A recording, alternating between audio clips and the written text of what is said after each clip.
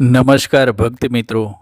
પુરુષોત્તમ માસ મહાત્મ્યના ત્રીજા અધ્યાયમાં આપણે જોયું કે ભગવાન વિષ્ણુ દુઃખી અધિક માસને પોતાની સાથે ગરુડજી પર બેસાડીને પરમધામ ગૌલોક લઈ જાય છે, જ્યાં સ્વયં પરબ્રહ્મ શ્રી કૃષ્ણ બિરાજમાન છે. આજે આપણે શ્રવણ કરીશું અધ્યાય ચોથો.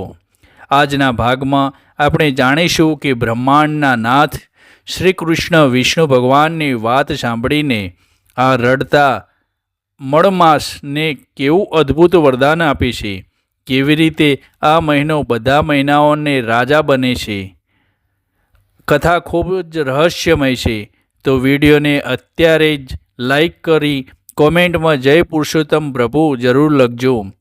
શતુજી આગળ કથા કહે છે કે હે ઋષિઓ, ગૌલોક ધામમાં પહોંચીને જગન્નાથ વિષ્ણુએ ભગવાન શ્રી કૃષ્ણને વંદન કર્યા અને આદરપૂર્વક કહ્યું કે હે પ્રભુ, આ અધિક માસ તમારી શરણમાં આવ્યો છે. આ સંસારના લોકો તેને મળમાસ એટલે કે અપવિત્ર કહીને તેનો ત્યાગ કર્યો છે. કોઈ શુભ કાર્યમાં આને સ્થાન મળતું નથી. લોકોની નિંદા અને અપમાનથી કંટાળીને આ માસ પોતાના પ્રાણ ત્યાગવા તૈયાર થયો હતો. હે કૃપા નિધાન, હું આનું દુઃખ જોઈ શકતો નથી, માટે તેને તમારી પાસે લાવ્યો છું.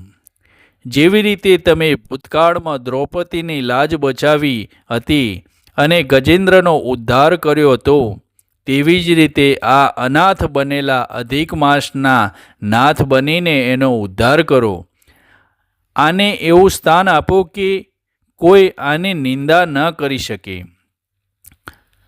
ભગવાન વિષ્ણુ કરુણવાણી સાંભળીને રાધાપતિ ભગવાન શ્રી કૃષ્ણ મધુર હાસ્ય સાથે બોલ્યા, હે વિષ્ણુ, તમે જેનું દુઃખ દૂર કરવા માગો છો તેને આખા બ્રહ્માંડમાં કોઈ દુઃખી ન કરી શકે. તમે આ માણસનો હાથ પકડ્યો છે એટલે એનું કલ્યાણ તો ત્યાં જ નક્કી થઈ ગયું હતું. હવે જુઓ, હું આ અધિક માસને એવું વરદાન આપું છું કે જે આજ સુધી મેં કોઈને નથી આપ્યું. આ સંસારે જેનો ત્યાગ કર્યો છે તેને હું પોતે અપનાવું છું. આ જગતમાં મારા સિવાય કોઈ તત્વ પુરુષોત્તમ નથી. મારા તમામ દિવ્ય ગુણો, મારું તેજ, મારી કીર્તિ અને મારું સર્વશ્રેષ્ઠ નામ પુરુષોત્તમ આજે હું આ અધિક માસને અર્પણ કરું છું.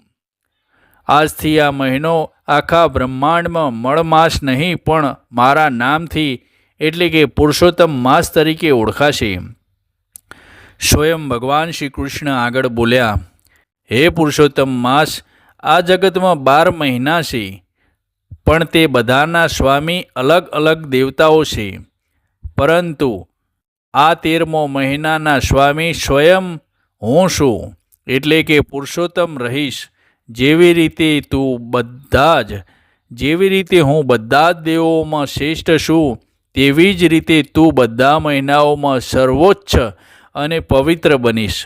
જે મનુષ્ય આ મહિનામાં મારું વ્રત કરશે, દીપદાન કરશે, કથા સાંભળશે અને પૂજન કરશે, તેના જન્મના પાપ બળીને ભસ્મ થઈ જશે.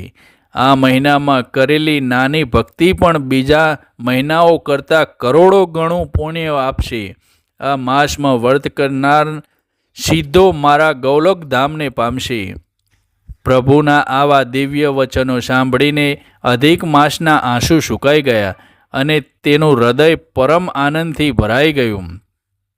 તો ભક્ત મિત્રો, આ રીતે ભગવાન શ્રી કૃષ્ણની કૃપાથી એક તિરસ્કૃત મળમાસ બ્રહ્માંડનો સૌથી પવિત્ર પુરુષોત્તમ માસ બન્યો.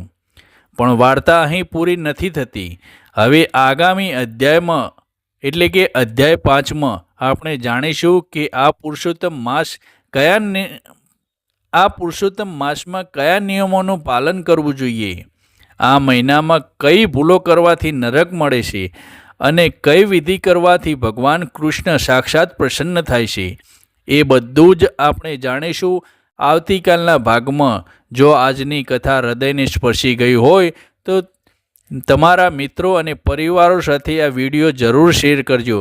મળીએ આવતીકાલે. ત્યાં સુધી જય શ્રી કૃષ્ણ.